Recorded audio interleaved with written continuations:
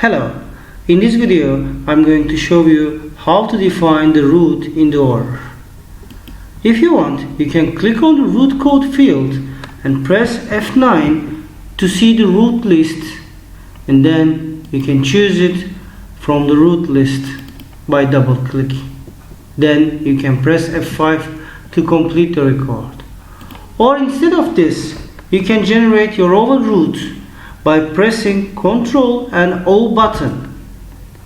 Here it's going to show you all the processes that you can use in your root. In this area, just check the boxes of each process, then click Save button. After that, you have the root that you needed.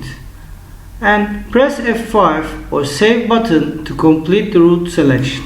You can also define the root in the style card with the same methods.